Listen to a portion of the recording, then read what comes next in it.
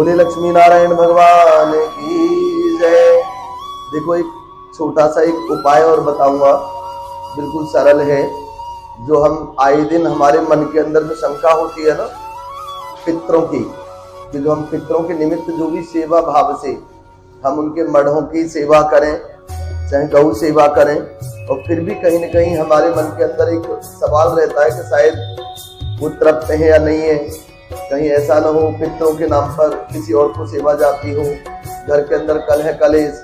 किसी काम का न बनना, तो मन में बार बार सवाल उठता है कहीं हमारे देवता रुष्ट न हो। ठीक है, तो उसके लिए बड़ा सरल सा उपाय है। जिस भी व्यक्ति के घर के अंदर जितने भी घर के सदस्य हों, सदस्यों की गिनती करनी है दादा और दादी जी से, ठीक है, और जो जीवित हो उन तक, यानी जो माताएं बहनें बहू के रूप में जिस परिवार में है, तो वो पति पत्नी हो गए, उनके सासू और ससुर जी, उनके अपने बच्चे, उनकी अपनी ननद, उनके अपने देवर जेठ, तो ननदों के बच्चे और ननदेव, या बेटियों को गिन सकते हैं, बेटियों के बच्चे और बेटियों के पति यानी दामाद, वो गिनती में नहीं लेने। इसका तात्पर्य है जो खून के जो संबंधी हैं, खून का जो रिश्ता, जैसे बेटी की शादी करी तो उससे जो पैदा जो संतान है वो हमारा खून तो नहीं है, तो उनकी गिनती नहीं करनी है। तो उनकी गिनती से अलग जो गिनती बैठती हो, किसी घर में 4 हो, चाहे 14 हो, 13 हो, 20 हो, 18 हो, चाहे वो अलग अलग रहते हो, एक साथ रहते हो, आपस में बातचीत हो चाहे ना हो,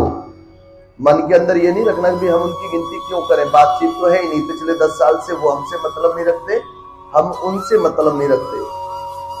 गिनती सबकी लेनी है आपको। तो जितनी भी गिनती में जो संख्या बने उसमें 4 और जोड़ देनी है। मान लो किसी की 13 बनी संख्या टोटल मिलाकर के, 13 में और 4 जोड़ दिए तो हो गई 17। तो 17 को 4 जगह बांट लेना है आपको, 4 हिस्सों में। तो 4-4 रोटियां आई, रोटियां मतलब उतनी छोटी रोटियां बनानी है, चंदिया टाइप की, ठीक है। चाहे तो उसे एक तरफ सरसों के तेल से, एक तरफ देसी घी से चिपड़ना है, बहुत कम, और उन पर गुड़ रखना है, सभी पे गुड़ रखना है। अब जो 17 रोटी है, 4-4 तो साबुत रोटी, 4 जगह बटी, 16 रोटी बची, एक उसके 4 हिस्से कर लो, वो भी 4 जगह बांट दो, हिस्से बराबर हो गए चारों। तो एक हिस्सा गाय के लिए, एक हिस्सा कुत्ते के लिए, एक हिस्सा कौवे के लिए, एक हिस्सा चींटी या जलीय जीव मछली वगैरह। तो 4 हिस्से हो गए, चारों हिस्सों को दोपहर 12 से 2 के बीच में इन चारों जिनके नाम से निकाले उनको ये पहुंचा देना है, ठीक है। और ये उपाय करना है अमावस्या। यदि किसी के घर में कलह कलेश बहुत ज्यादा हो, मन के अंदर शंका हो, कहीं पितृ तो रुष्ट नहीं है, किसी ने कुछ करा तो नहीं दिया, किसी ने हाय तो नहीं लग गई, किसी की नजर तो नहीं लग गई, अनेक प्रकार के मन के अंदर शंका होती है ना, जब